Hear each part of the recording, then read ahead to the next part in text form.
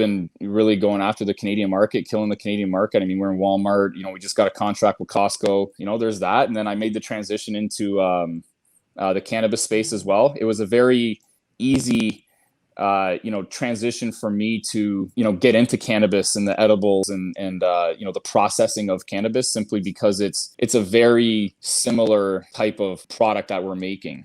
I'll still outwork anybody. I don't care. Like, no matter, like, if I'm in this position or in 10 years, I don't care. I'll still outwork everybody. Like that's kind of my thing. Like I don't have anything else. It's my work ethic that's taken me there, and that'll just carry me on. That's what it is. That's the variable these days. It's not education. It's not skill. People can learn things. I'll just outwork people. And if I don't know something, I'll get the answer. And I'm tenacious like that. I'll just keep going. I'll steamroll you. That's it. Problems are what? Problems are profits! Welcome to another episode of the Problems Are Profits podcast. My name is Rebecca Lynn Matheson, aka the Canadian Cottage Girl, and I'm joined by my co-host, Matt McKeever. And today we have a special guest on the podcast, Dan, who is going to really break down this concept of problems or profits with us. Now, just so you guys have some context here, we are on season 2 of the Problems or Profits podcast, and we had some phenomenal guests all through season 1. So really excited to just be continuing to grow this philosophy of problems or profits and just expand with amazing minds on how they're building, expanding, and growing their business. So right over to you, Matt, on what problems or profits really means to you. So in my opinion, there's a lot of different ways to go about explaining problems and profits, but it really comes down to just owning the situation you find yourself in. So far too often, people get dealt whatever hand in life they happen to be dealt. And instead of choosing to make the most of it, they decide to focus on the negative, the downsides, the problems, the obstacles, the things that get in their way, rather than understanding that, hey, if I was to choose to interpret this differently, I could probably actually overcome it and turn it to my benefit, to a profit. So really excited to have you on the show, Dan. And before we jump into it, we'll just ask you a couple of our warm-up questions here. So warm-up question number 1 is, what's the most expensive thing you've ever broken? Man, probably one of my cars. I was assuming one of my cars, I would say. What did I do? I was doing some work on the engine, and I ended up putting a hole in the radiator hose, and the type of car that it was, you don't want to do that. So that was a big problem. I'm trying to think. You kind of put me on the spot here, man. I'm trying to think, what else did I do that was pretty expensive?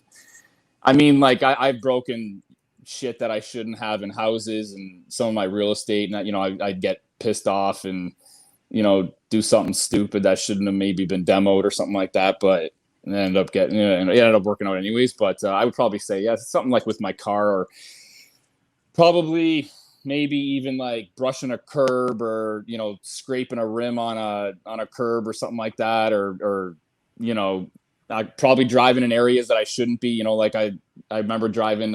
Actually, this is probably one of the ones that got me pretty good. Was I was driving in an area with one of my Lamborghinis, and I ended up getting 2 flat tires, and that was pretty expensive. Those tires weren't cheap. So I ended up getting into a mix there, because then you got to tow it back, and then not anybody can put those rims on, and then you got to get the tires, and the tires are special order, and oh man, it was a fucking mess. But I'd probably say car related for sure. Something car related. One of those scenarios for sure. Yeah, I definitely appreciate those stories. Yeah. Lambo tires, I'm sure, are not cheap. So no, they're not. And I'm sure they're hard to hunt down as well. Now, this may answer actually the next question, but if you had $1 million and only 24 hours to spend it before it disappears, I'm sure that would have come in handy with some of the other fixes that you had. But going forward, if you had that money and it disappeared after 24 hours, how would you spend it? Right now? Yes. I would buy a deal that has a call to offer tomorrow that I ordinarily wouldn't buy. Okay. Yeah, that's exactly what I would buy. Yeah. And what kind of deal would that be? It's got a really shit cap rate on it, but it's in an area that I really like, down in Orlando. Yeah, it's like a sub-market of Orlando that I've been looking at, and there's this particular property that just, it's the worst cap rate I've seen in a long time. The business is completely mismanaged. The guys that bought it did a really bad job of syndicating out the equity, but typically I like cash flowing property, but and this one doesn't cash flow. But if I had $1 million to just burn, I'd buy that. Gotcha. Yeah. And then our final warm-up question here, Dan, is what makes you you? Oh boy, I would say as of late, maybe not as of late, as of in the last little while, I kind of shied away from social media probably about 4 or 5 years ago. I never really got into it, but social media really helped me to really not care what people think.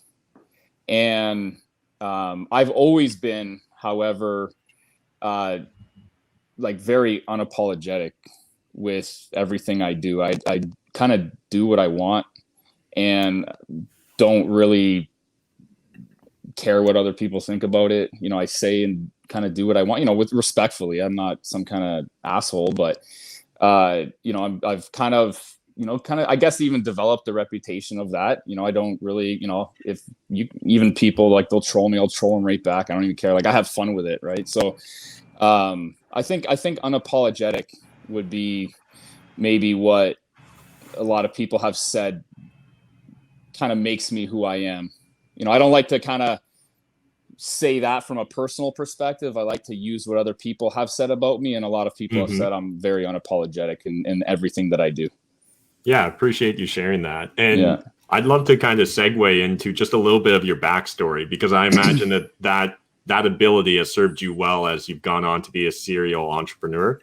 Yeah, a little bit. So back, oh man, how far back you want to go? How far? As far as you want to. Okay, so back, back in, when I was in school and everything, I was one of the students that got pretty good grades. And what a lot of people don't actually realize is that even back when I was in grade school, I used to do like math competitions and things like that. So I was kind of like a math nerd, I guess, for lack of a better term. But so, kind of going into high school, I was still that guy. I was still, getting really good grades and everything like that. But I was, playing hockey and I was pretty good. And I was, starting to get in other sports and things like that. But as that kind of progressed, I stopped caring so much about schooling. And as I got later on in high school, or as I started aging in high school, I guess you could say, I stopped caring about school and barely passed high school. Kind of just snuck my way into college and university. I didn't flunk out, but I ended up dropping out, and I ended up seeing an opportunity for actually what I did first was I ended up buying a package of real estate off of a local investor here. And that kind of catapulted everything, that I have now is, actually before I bought the real estate, I ended up opening a small supplement store in Windsor. And are you familiar with, you're familiar with Windsor, right, Matt? You know where Dougal is in Windsor? Okay. So I ended up opening up a very small supplement store on Dougal. And I ended up coming in contact with the owner of the plaza. And I had heard about this guy, and what I heard from him was he owned like around 10% of all of like Windsor's, rental market. So he was a big investor. And what I ended up doing was he would actually personally come into the plaza collecting rent. And he would come into the plaza. And this one time I was like, listen, like I really want to sit down with you. And I really want to talk real estate, because at this point I really wanted to get into real estate. I really didn't know when I dropped out, I didn't really know what I wanted to do, but I knew that I wanted to I knew I loved working out. I knew I loved like the whole fitness game and all that stuff. And I had just, been in the gym for a year or two, and I really liked it. And at that point in time, I kind of realized that I might have had something that my buddies, they were buying stuff off me. I would kind of get going. Let's go back a little bit. I kind of might have gotten a little too far, but when I got into the supplement store and started the supplement store, I ended up, even making my own supplements in my basement. So I was kind of mixing my own stuff in my basement. And the reason why I was doing that was because my friends and I didn't really see a market for, kind of more of the basic, no bullshit kind of branding that a couple places in the States had, and everybody was buying it from the States and nobody was buying it from Canada. And I was like, you know what, if my buddies and my family are all liking this stuff, then, I'm going to open up a store. Originally, I started selling it at a buddy's gym underneath the counter. It was selling out like crazy. And I did my own kind of R&D on it and everything, and I knew what I wanted. And I was like, you know what, I can't be the only one that wants this type of product. So I ended up putting it out in the market. People loved it. Then I opened up a store, and then that's when I ended up coming in contact with my buddy now, Marco, who owned the plaza. And he would, like I said, he would personally come in, collect rent. And at one point I was like, he would come in and at one point I told him, I was like, listen, man, like, I'm not going to give you your rent unless you sit down with me. And, cause I had asked him to sit down with me like a few times, and he just kind of brushed it off as like I was, being a stupid kid. Mm-hmm. And then he'd come back in and he's like, Dan, come on, like you're another month late or whatever. And I was like, listen, man, I ain't giving you your fucking rent. And I was like, and I would show him it. And I was like, look, I got it right here. If you think you're strong enough to come and get it, come and get it. And he wasn't, right. Like, so I knew he wasn't going to do it. And, I kind of forced him to sit down with me. I think we went like 3-4 months with me withholding rent from him.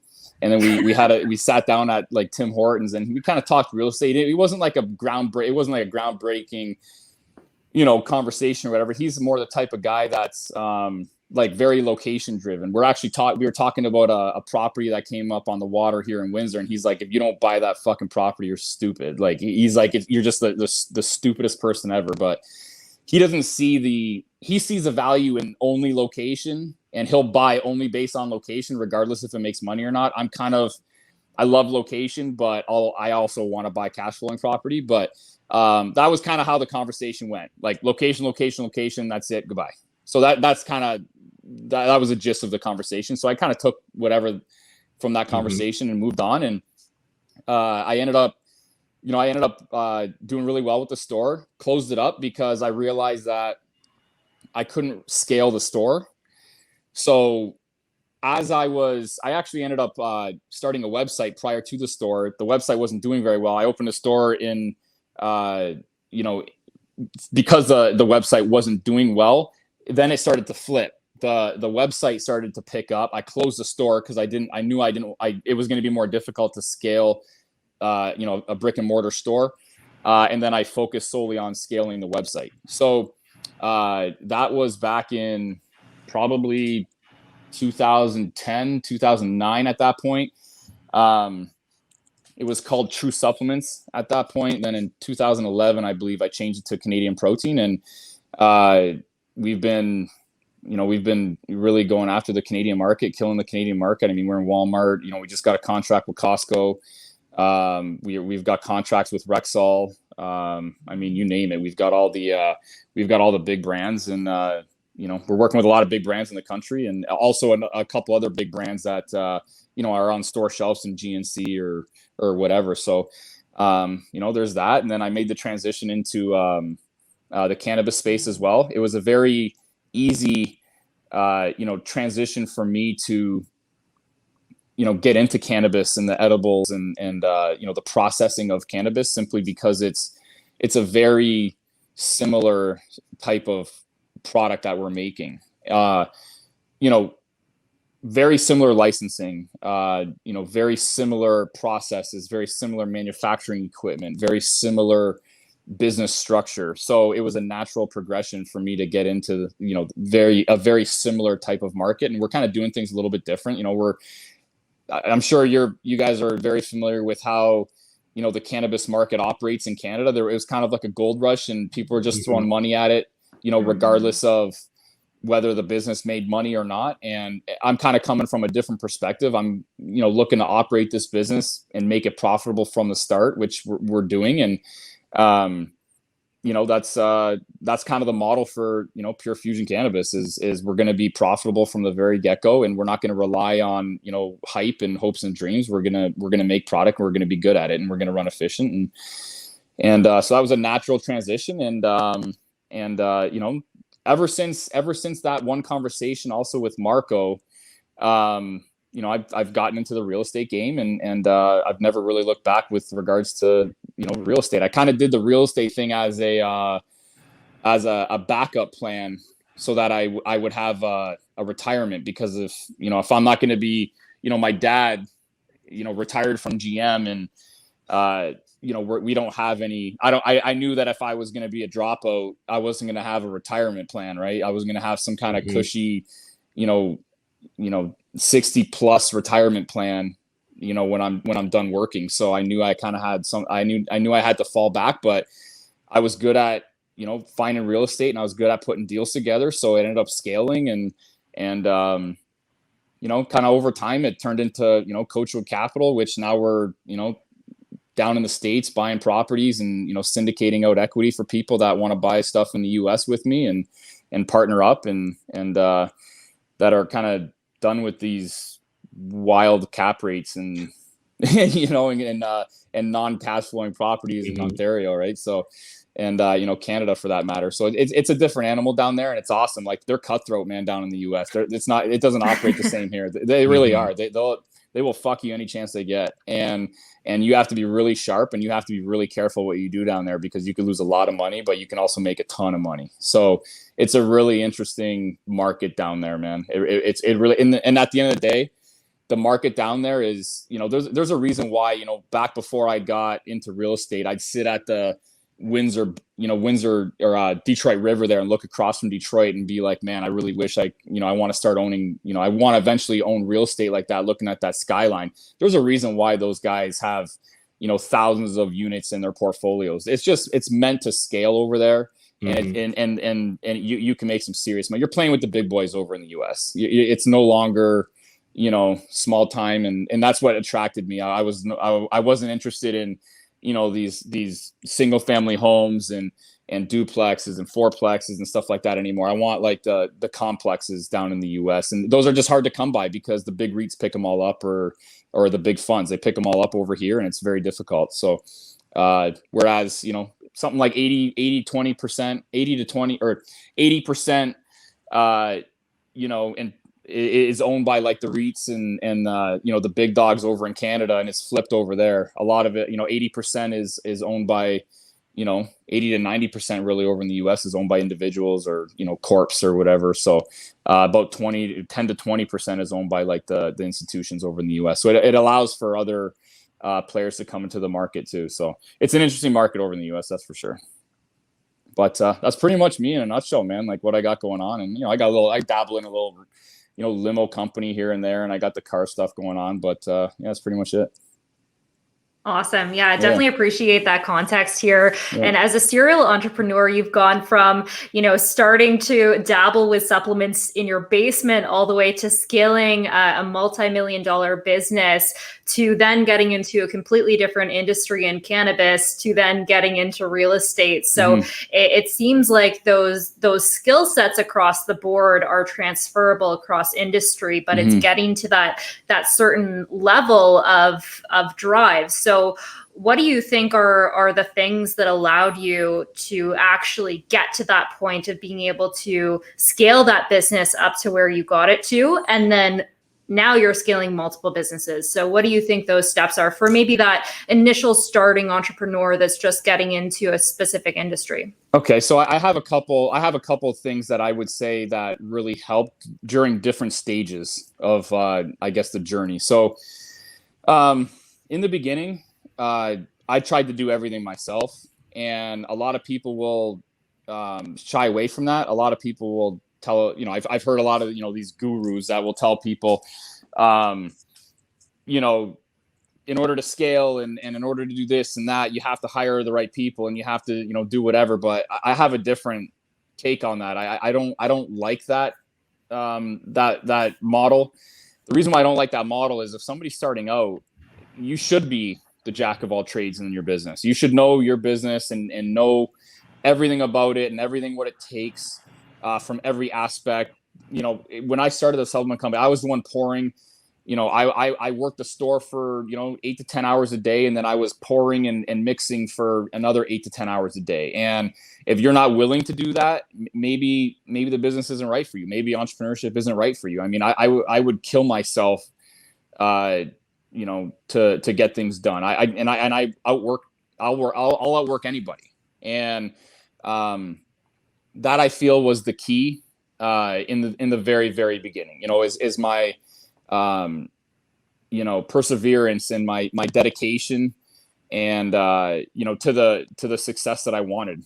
There was nothing else. It was work ethic, perseverance, dedication, done. That was it. And that's in the start. Now, if I want, once I get to the point that you want to scale, it's for me, it's about bringing in the right people that you're essentially weak in the specific areas of the business. So for me, one of the things that I wanted to focus on was bringing in the right people to help me scale, especially where I was not my strongest. So, self-awareness is very important, I feel, when you're trying to scale a business, and giving that control to someone else where you're self-aware enough to know, like, hey, listen, I'm not the best at this particular task or skill set. I'm going to bring this person in because I'm not as good as this particular person, or the business needs it and I know I can't fulfill that role. So that's a very difficult thing I feel entrepreneurs kind of have to go through in order to scale, because I feel like entrepreneurs have a certain level of, pride, and it might be tough for them to admit that to themselves, because they're the ones that started everything, but they're not going to be the ones to see everything through at every facet of the business. So I would have to say that, and while still breaking your back every day. I'll still outwork anybody. I don't care. Like, no matter, like, if I'm in this position or in 10 years, I don't care. I'll still outwork everybody. Like that's kind of my thing. Like, I don't have anything else. It's my work ethic that's taken me there, or gotten to me to this point, and that'll just carry me on. That's what it is. That's the variable these days. It's not education. It's not skill. People can learn things. I'll just outwork people. And if I don't know something, I'll get the answer, and I'm tenacious like that. I'll just keep going. I'll steamroll you. That's it. I appreciate you sharing that. And I think there's something really worthwhile emphasizing that you're talking about. It's not only the fact that you were doing everything in the business, but your willingness to do everything. And far too often people want to start off already with like the velvet gloves as an entrepreneur and just outsource everything. And I'm just going to be the puppet master. And I think if you're really committed to that business, it shows through on the work ethic side. And that's where, whether is it the CEO or the janitor, I can't tell sometimes, because he's willing to kind of do whatever it takes. But for sure. Building upon that concept of perseverance, the hard work, I've always really loved the story that you tell about Marco, and essentially just refusing to pay him his rent until he'd sit down and talk with you. And there's something there that, like, I guess it's different than work ethic, but I see it almost as the same thing, where like that level of commitment you had to it. You're just like, no, this is going to happen. Like, I'm going to try and make it so the stars align, so that it's both in his and my best interest for us to sit down and do this. And I'd love to just hear some advice for, maybe the 18-year-old kid that's trying to work up the nerve to tell his parents that university isn't right for him, or the entrepreneur that like is looking for a mentor and they think they see someone that maybe has potential, and they're like, do I just go up and ask him to be a mentor? How does this play out? Because obviously you weren't demanding Marco be a mentor to you, but you were really positioning yourself well for him to become one. Yeah. Man, what would I tell somebody that is having a hard time? So like, I could really relate. So the reason why I can really relate is because, you know, I still, you know, people might look at me. This is the crazy thing that I feel that a lot of people got wrong with a lot of other, you know, people that they follow or they look up to on social media or whatever. You know, like I still wake up every day. Like I'll wake up pretty early, and like I'm almost like hesitant to look at my phone because, you know, I'll give you like, production starts at 6 a.m. Very rarely do I get up and there hasn't been like an email or I missed a call or something where like some shit's blowing up. Like shit is hitting the fan every fucking day in my world, like every fucking day. And sometimes it's just like, it's tough. It is tough. Like I wake up, it's tough. You know, having that, like being inundated with shit hitting the fan every single day, it is tough. It gets tiring.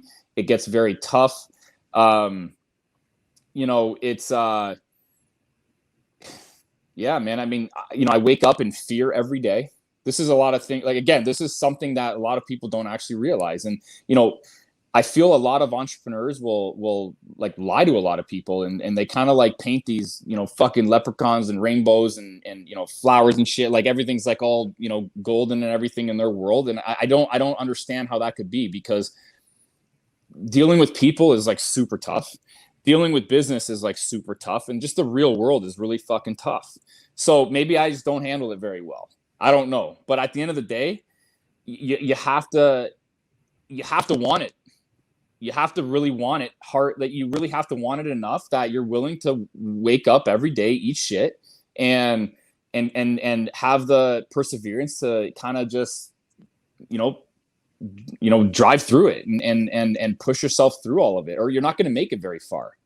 So what would I tell people to, or that want to actually like approach a mentor or whatever? I mean,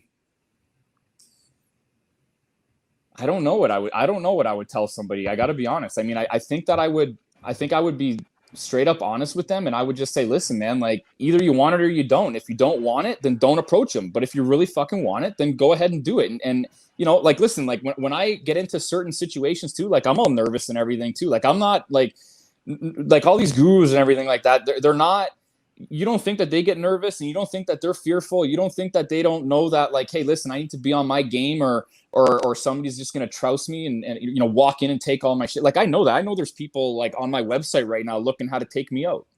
Like that's something that I know and I recognize. And that's a daunting thing.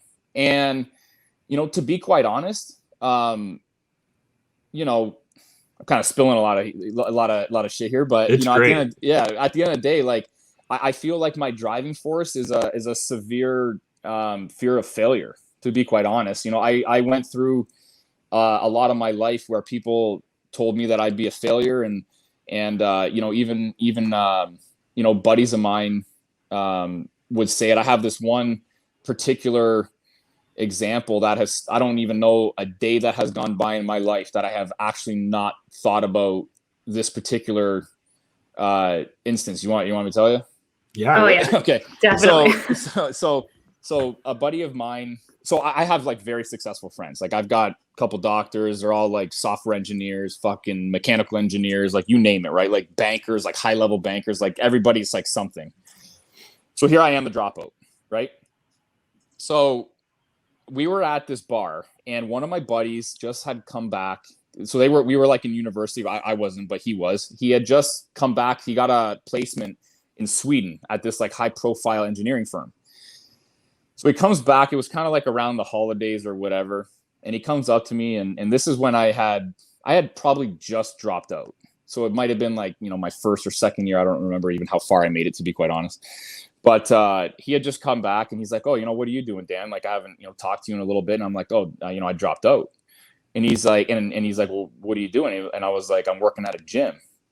And he's like, or I didn't even tell him I was working at a gym. He knew already that I was. And he was like, that's why you'll always be a trainer. And there's nothing wrong with trainers. Like, don't get me wrong. Like, I respect a lot of trainers. But he said it in a way that was not, you know, not a positive thing coming from a buddy, but he also didn't say it. Like, I know him, and I know he wasn't kind of like, you know, saying it in a, it sounds very derogatory. Don't get me wrong. Like, people are going to, like, you know, probably have a problem with my buddy or whatever if they knew him, but it wasn't like that. Like, we grew up together and all that type of thing. So it wasn't that. It was basically what he was saying in so many words was, I know you're capable of a lot more. What the fuck is going on here? Kind of thing. You know what I'm saying? Like, why are you even dropping on? I don't know a day that has gone by in my life that I have not thought about that. And he doesn't know it either. So it's funny because I'm putting this out on the internet. Like, this isn't like the first time I've said it, but I've never told him. But and I don't actually want to tell him because, number one, he probably won't remember. And number two, I don't want him to say, oh, Dan, I didn't actually mean it like that. I actually want to keep that so that it kind of fuels it. Yeah, it fuels me because I don't know if that's a driving force or not. It might very well might be. You know how you have these things in your head that you remember, like, that really stick with you? That has stuck with me. Like, I can't even tell you. And, you know, I remember the setting. I remember the smell. I remember the paint on the walls. I remember what he was wearing. Like, I remember his fucking hair, like everything. I remember like everything about like the situation. It's just stuck with me like crazy. And so I want people to know that I'm no different. I just want it. I want it more than anything, and you have to want it more than anything. And then when you want it more than anything, you're capable of doing anything.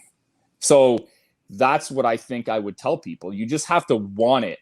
Not even just. I hate the word fucking just. I shouldn't say that. You have to want it hard. Like, you have to want it enough so that you'll do anything to get what you want.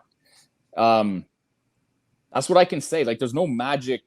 Yeah. Well, there's no magic thing. There's a really powerful lesson in that. And I think also the Marco story where, again, a lot of people would maybe have that same experience and choose to interpret it differently. Oh my God, my successful friend's judging me. I'm going to go home. I'm never going to amount to anything more. Oh, the successful real estate investor won't sit down with me. And again, that level of commitment, that tenacity, whatever you want to label it as, that hunger to really see it through no matter what. I'm going to position this. I'm going to make this happen. It's powerful to make that choice, to decide that this is actually fuel. This isn't something holding me back. This is actually fuel. And again, like, whether you decide to call it like, fuck you, whether it's like more soft around it, there's something really powerful about just like giving yourself permission to go after it fully. For sure. I mean, 100%. You know, there's a couple other things that I probably, you know, had happen, but I mean, you know, at the end of the day, there was a lot of triggers at that point in my life where, you know, you look at that, you look at all your buddies, you look at what they said, you know, that one particular guy, you know, I had a girlfriend break up with me at that point in time. You know, I didn't, you know, even have a job. Like, there was a lot of things wrong that was in my life. And I was like, what? Like, so you got my buddies that are all graduating with these high profile jobs and educations and things like that. Then you got my buddy, you know, shit talking me like that. And then you got a situation where, you know, I had a girl break up with me, probably because I was like, you know, at the end of the day, like, you know, the most unattractive motherfucker out there. You know, I don't have a job. I'm not really going anywhere in life. Like, who knows what's going on? So I made a conscious decision to significantly change my life. I knew that, hey, if I want to end up at point Z, how am I going to get to point Z? One of the things that I actually love to do is I don't look at what things, like what steps need to be taken at the front. I look at, okay, I want a fucking jet. What do I need to do in order to get a jet? Like, I don't really care what happens in between. I know I want a jet, so I'm going to do everything in my fucking power to get a jet. You know what I'm saying? Mm-hmm. So I kind of, and then what I like to do is I like to work backwards.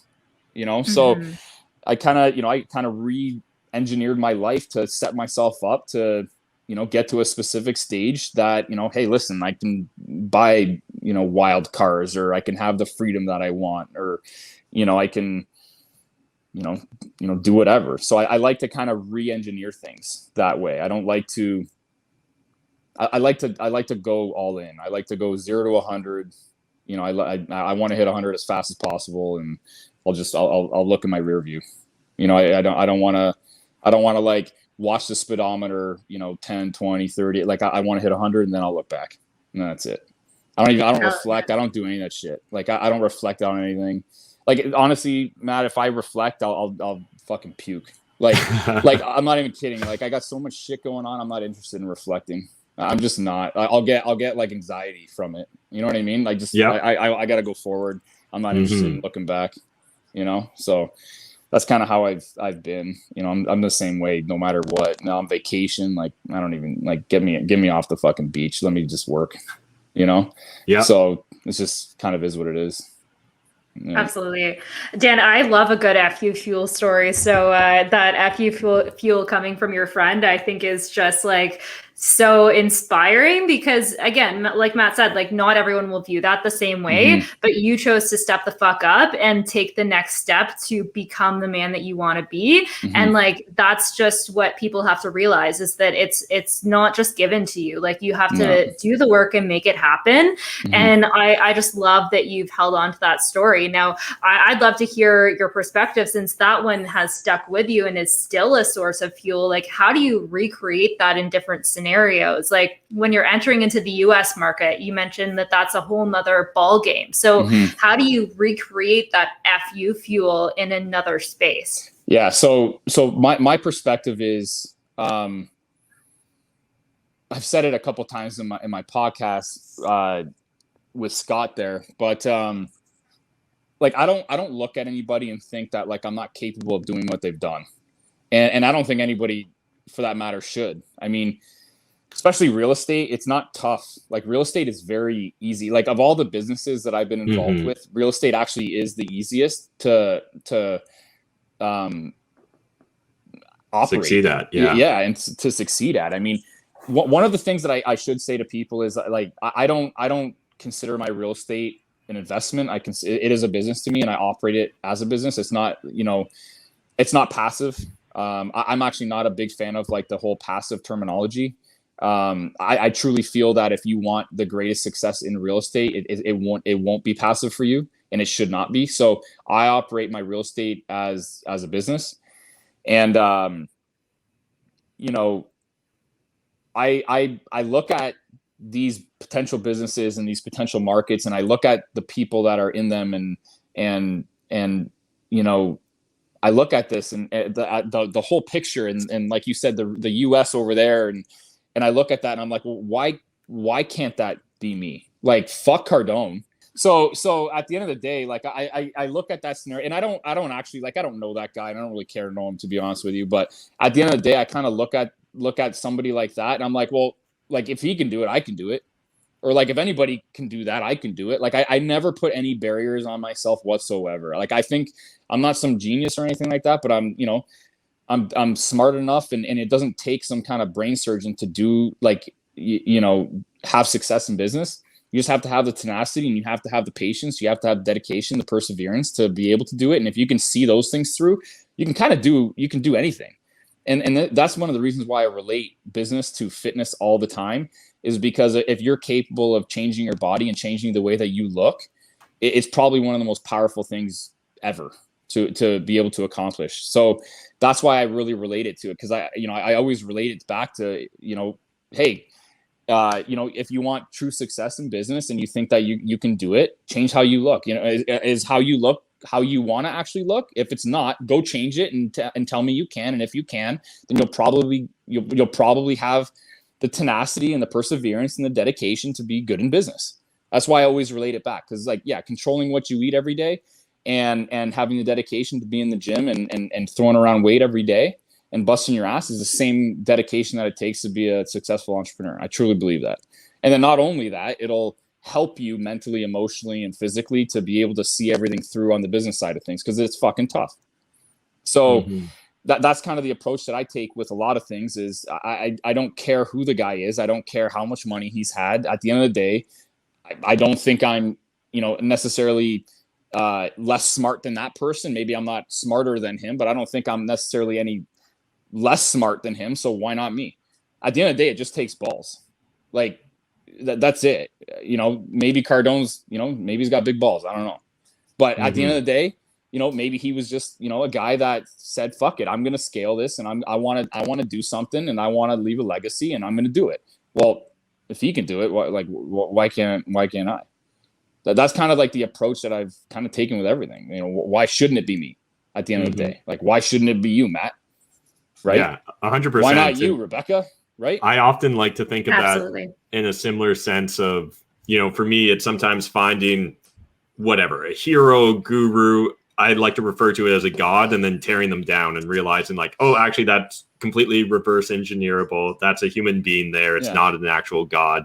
And in fact, if it's been done once, I can replicate it. So 100%. I think the problem with a lot of people is they look at, you know, people on social and these people, and they look up to them a little too much, and they don't really realize that those people that they look up to have the same fucking problems as everybody else.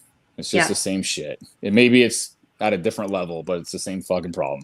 I got car problems too. Maybe it's in a Lamborghini, but I still have fucking problems. Like, it was dead the other day. You know what I mean? We had to jump it, do all this fucking bullshit with it to get it started, roll it out.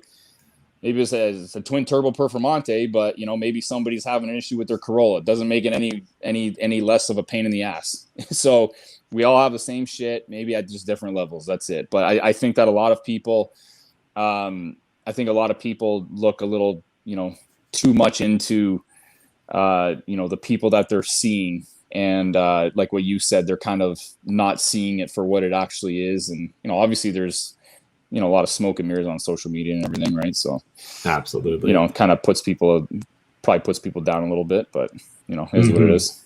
Well, and I'd love to hear, you know, what new challenges or what's a current problem you're looking to solve right now, Dan? Current problem that I'm looking to solve.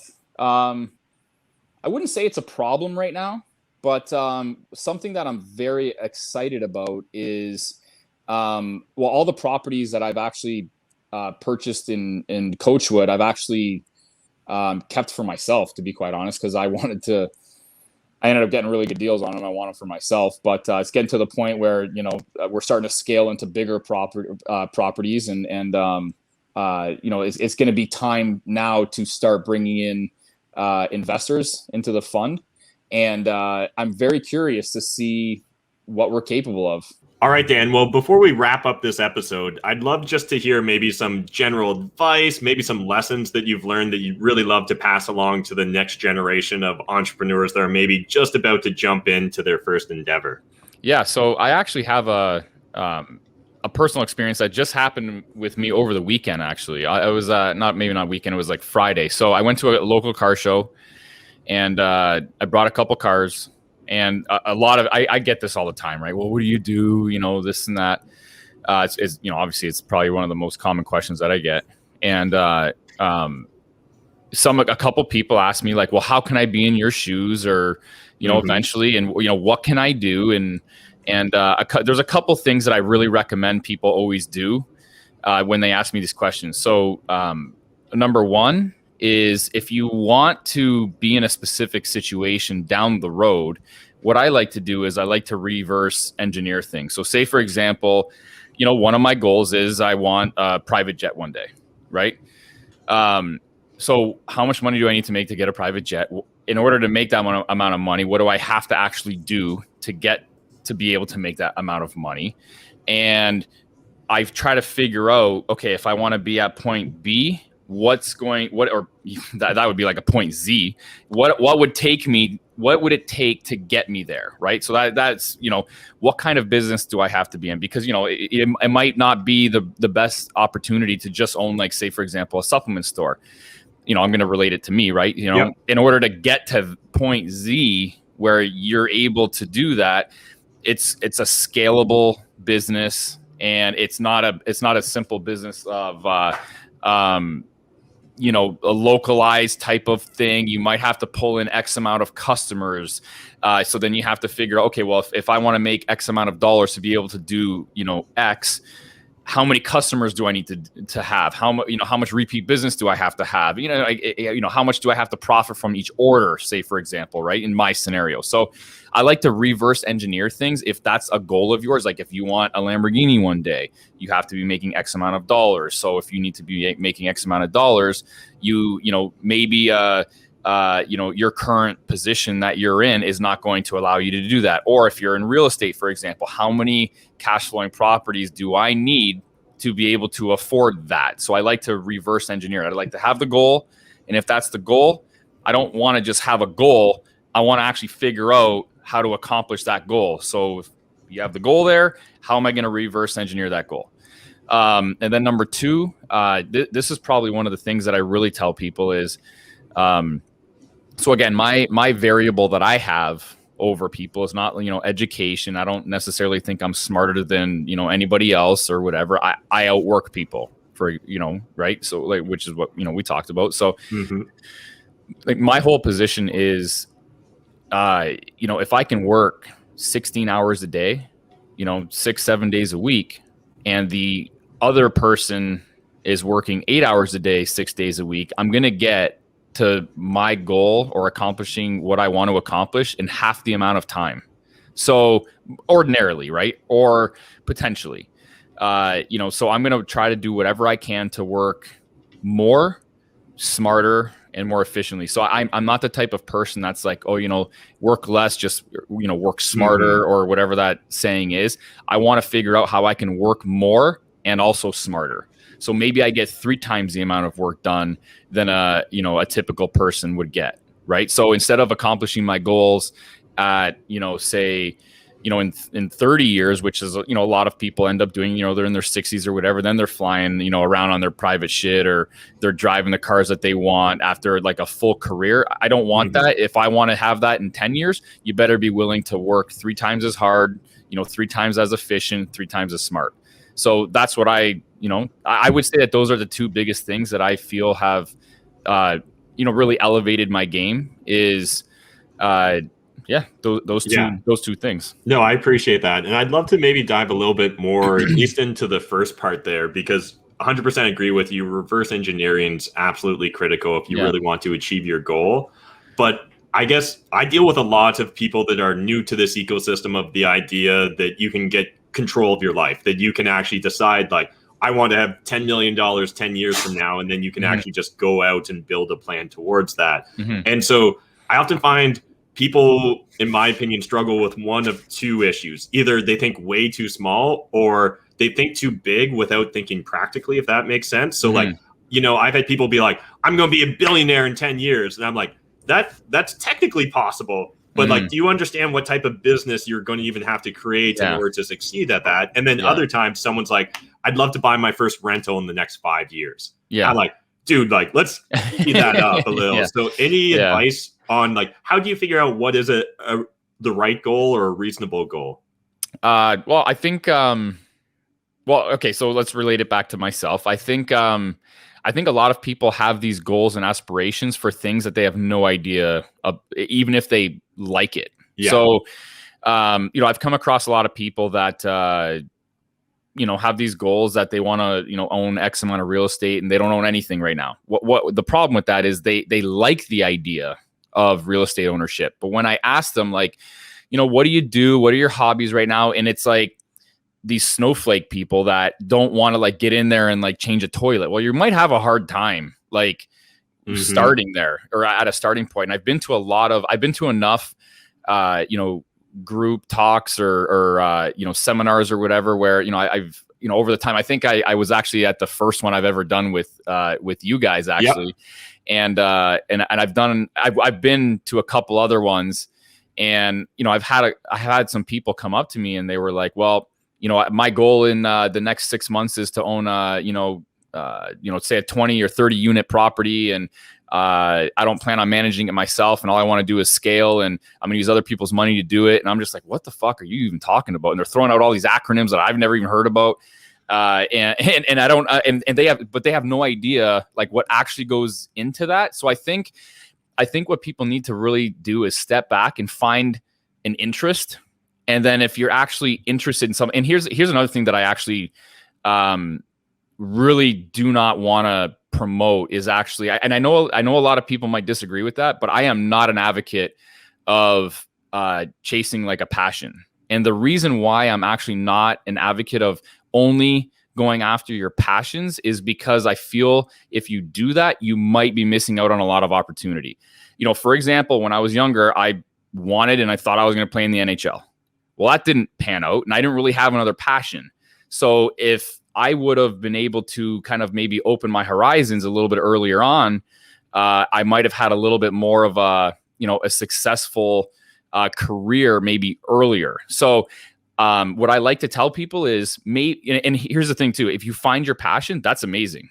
And you can actually make a career out of it. That's special, right? Mm-hmm. But a lot of people are not capable of looking into, what their passion is or finding it early on. So what I like to advocate to people is, hey, instead of just doing that, why don't you find things that you're interested in, or you have a vested interest in, or you have, a considerable amount of knowledge more so than someone else. So let's say, for example, driving into work today, there's construction on my road. There's like pylons everywhere, right?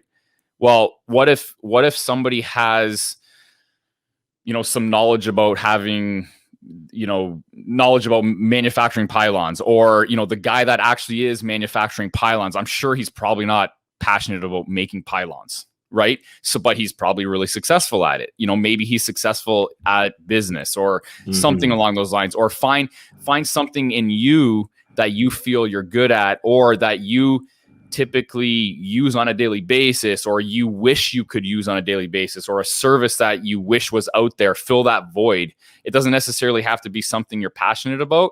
And then maybe eventually you might find a little niche in that kind of industry, or you might find your passion along the way of this journey, and you just pivot, right? So I think when people start trying to promote finding a passion or whatever, it ends up stunting people's ability for success, because they're constantly thinking in their head, well, I'm not going to start anything unless I find my passion. And that's really difficult to find a passion. And even me, I was passionate about, supplements and stuff like that, and real estate and everything. But at the end of the day, when you're in it for like 12, 15 fucking years, and you're just like nonstop, like button heads, and just like, it becomes a career, and sometimes it's a piss off. It becomes less and less and less of a passion, and then more of like a job and a career. And for me, I used to think I was passionate about real estate. I was passionate about, nutritional markets and supplements and fitness and stuff like that. What I've found out is I'm passionate about business. I'm not passionate about like specific little things. I don't care if it's like making chairs. I like the business part of it. It's not necessarily like that. And that's what drives me at this point is not like the supplements and the fitness and the real estate and stuff like that. It's the business behind it that I get, that I like. I like to cultivate success, and I like to see things grow and scale. That's what I love. I don't give a shit about what it is anymore. I like the behind the scenes and watching things flourish. So that's also something that I'd probably like to, or that's something that I like to put out there with the people that ask for advice, is because I see this with people. I see them constantly in this perpetual circle. It's like a fucking hamster wheel, right? Where they can't get out of the hamster wheel because they haven't found that passion. So they don't want to get off the wheel, right? And it keeps them on the fucking wheel. And all they're doing is just spinning. And they've wasted too much time, right? So that's another thing that I would probably advocate, or try to, tell young people, and is not to worry about just going after that. Go after what you think you have a vested interest in, or a little bit more knowledge than the next person, or fill a void that you yourself wish you had, which is exactly what I did. I filled a void that wasn't necessarily in the market, and I was of the impression that, well, if I'm looking for that, I can't be the only one. And now we just, if we come up with something, it's either going to be I'm filling a void, or I'm going to be able to do it better than someone else is doing it currently. So that's kind of what I like to look for in, starting businesses and going after markets, starting brands, things like that. So I think that that's really important as well for someone that's trying to reverse engineer something and is lost on how to do that. Look at your own life, and look at your own life and how you guys think you can make it better for yourself, or what products or services you feel are missing. Create those products or services that are missing, because you're probably not the only one that's missing those in your life. So I think that that's kind of an important part of, like, a missing piece of the puzzle when people try to reverse, if you want to get to, from point A to point Z, how are you going to do that? and where is that idea even going to come from? It comes from your own life and what you wish you actually had is what I feel works the best. So that's what I kind of, advocate to people.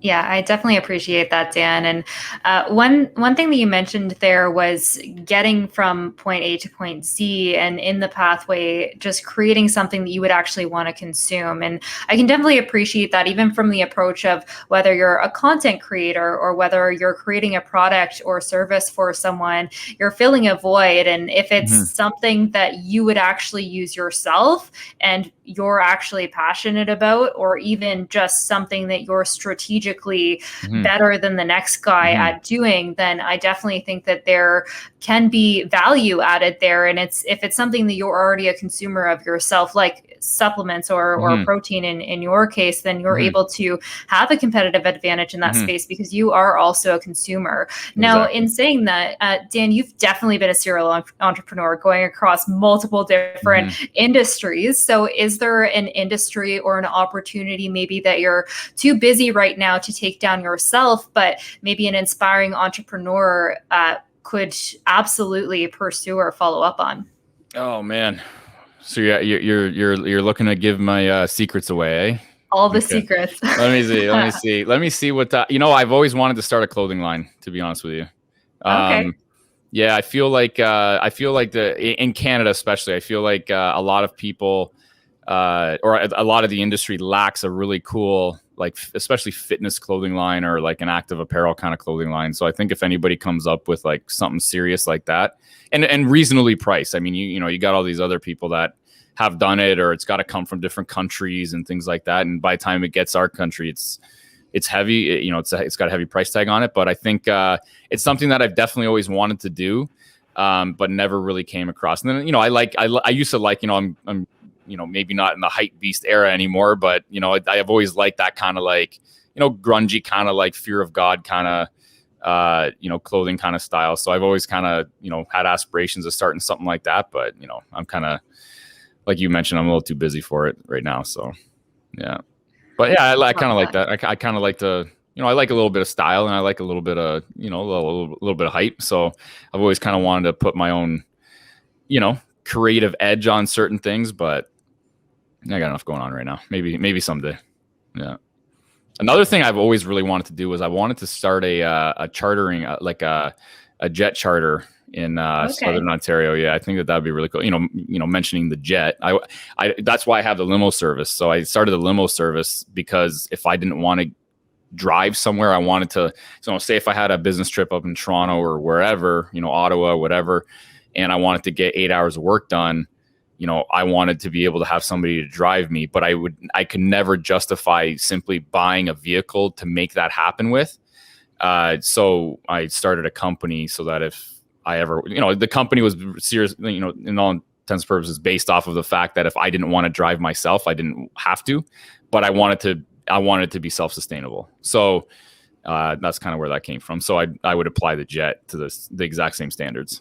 So I would charter it out. Maybe I wouldn't make me rich or whatever, but if I wanted to fly somewhere myself or, go somewhere, if I wanted to, go down to Florida and whatever, I wouldn't have to stand in line, in an airport or whatever. I would just get on my jet and go down there. So, but I would charter it out to, pay it back. So I think if somebody can really do a good job, especially in Windsor, that's not really like available to, there's a lot of there are people that have private jets here, but we're talking like G6s that come at like a massive price tag to charter those things for like, a couple hours to get somewhere. But, if somebody can come up with like a reasonably priced kind of plane like that, I think I think it'd be an interesting kind of concept, especially down here. Yeah. I think the idea of being willing to be your own customer is often a strong incentive for lots of new entrepreneurs. Right. And again, circling this back to real estate, I know for myself, the first properties I bought, I was like, worst case scenario, can I live in them? And the answer was yes. It made me a lot more comfortable buying that property because I was like, hey, well, if I'm willing to live there, probably other people live there and rent from me as well. And again, just being able to ease your way in sometimes to entrepreneurship as a mental framework, that can be really powerful. Like, hey, I know that I've got this need, so presumably other people have the need as well. That is literally something that I advocate in real estate all the time is you better fucking be willing to live in your own shit. And if you and ongoing, right? If it gets to a point where it's, you know, dilapidated because your lack of management or whatever, there's a problem. So I don't expect my tenants to live in anywhere that I wouldn't live. You know, I have a wider range of property. You know, some is arguably, you know, treading that line whether I'd live in it or not. But, you know, maybe back in the day when I was a student, maybe I would, but, you know, at the end of the day, you know, I probably would still live in it, you know, during that time period. But yeah, I'm not going to live in, like, you know, certain areas that I just don't want to live in, or, you know, certain conditions of property, and it holds me to a specific standard, right? You know, that's important too, right? So, you know, around town, I've developed a little bit of a reputation of, you know, putting out good product in the market for real estate, and, you know, it carries with you, right? You know, people know what to expect, and they also know not to, you know, fuck with me either in the market, right? So, you know, you get those lifer, you know, tenants that, you know, word gets around, right? You know, word will get around, you know, especially in smaller communities, that, hey, you know, go rent from this guy, he'll kind of, you know, take it up the ass for 4 months. You know what I mean? You can get some free rent out of it, and that doesn't happen with me. So, yeah, it's important to kind of set those precedents too. Yeah, absolutely. Yeah. Well, again, really appreciate you taking the time to sit down with us, Dan, and just kind of break out your problems and profits story, as well as some great tips and tricks for entrepreneurs, or more likely aspiring entrepreneurs that are right on the cusp, but just a little scared to take the jump. Yeah, so if people want to follow along with you on your journey, where's the best place to do so? I'd say probably Instagram at Lambo Lapdog. Yeah, I'd probably say Instagram. You know, I'm doing some YouTube and stuff like that too. More car focused, but I get a little nitty gritty with the business stuff in the stories and the IGTV and the, you know, maybe the reels and stuff like that on IG. So I'd probably say there. You know, I'm starting to get on TikTok and everything too. So yeah. Awesome. Yeah, really encourage people to jump over, and again, just appreciate you taking the time to sit down with us. Awesome, man. Appreciate it. Awesome. Thanks, Dan. Awesome. Thanks, guys.